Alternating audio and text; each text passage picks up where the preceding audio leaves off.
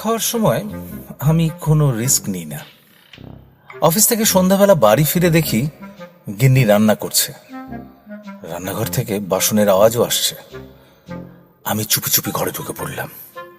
কালো রঙের আলমারি থেকে বোতলটা বার করলাম। নেতাজি ফটো ফ্রেম থেকে আমাকে দেখছেন,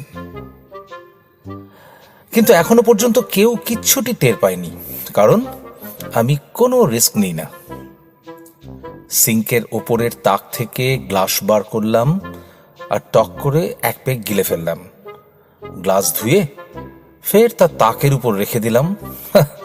বোতলটাও আলমারিতেই রেখে দিলাম। নেতাজি মুচকি হাসলেন। রান্নাঘরে উকি দিলাম, গিন্নি দেখি আলু কাটছে।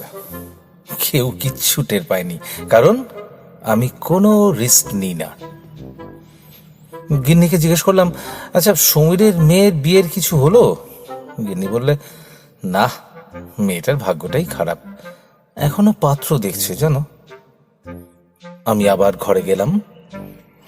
আলমারি খুলতে গিয়ে এবার একটু শব্দ হলো, তেমন কিছু নয় অবশ্যই। বোতল বার করার সময় অবশ্য কোনো আওয়াজ করিনি। সিঙ্কের ওপরের তাক থেকে গ্লাস নিয়ে চট করে দুটো পেগ ডাঁসা মেরে দিলাম। বোতল ধুয়ে সাবধানে সিঙ্কের মধ্যে রেখে দিলাম, আর গ্লাসটা আলমারিতে। এখনো পর্যন্ত কেউ কিচ্ছু আঁচ করতে পারেনি, কারণ আমি কোনো রিস্ক নিই না।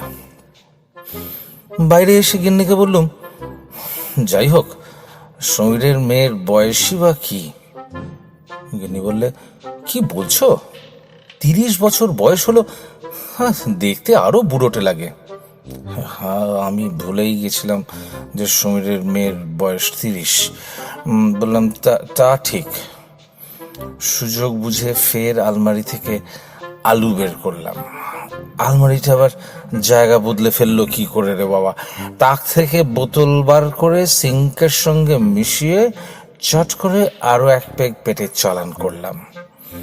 নেতাজি দেখি জোরে জোরে হাসছেন। তাক আলুতে রেখে নেতাজির ছবি খুব ভালো করে ধুয়ে আলমারিতে রেখে দিলাম। গিন্নি কি করছে দেখি, হ্যাঁ, ও গ্যাসের উপরে সিঙ্ক চড়াচ্ছে। কিন্তু এখনো পর্যন্ত কেউ কিচ্ছু টের পায়নি, কারণ আমি কোনো রিস্ক নেই না।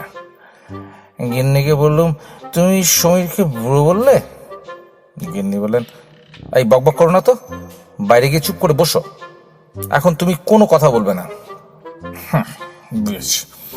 আমি আবার আলু থেকে ফের বোতল বার করে মজাসে আলমারিতে আরো এক পেগ গিললাম। সিঙ্কটা ধুয়ে ওটাকে তাকের উপর রেখে দিলাম। ফটো ফ্রেম থেকে দেখি গিন্নি এখনো হেসে চলেছেন আর নেতাজি রান্না করছে, কিন্তু এখনো কেউ কিচ্ছু টের পায়নি, কারণ আমি কোনো রিস্ক নেই না।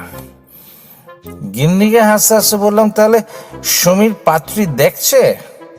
এই শোনো, তুমি মুখে জলে ঝাপটা দিয়ে কোথাও চুপ করে বসো তো।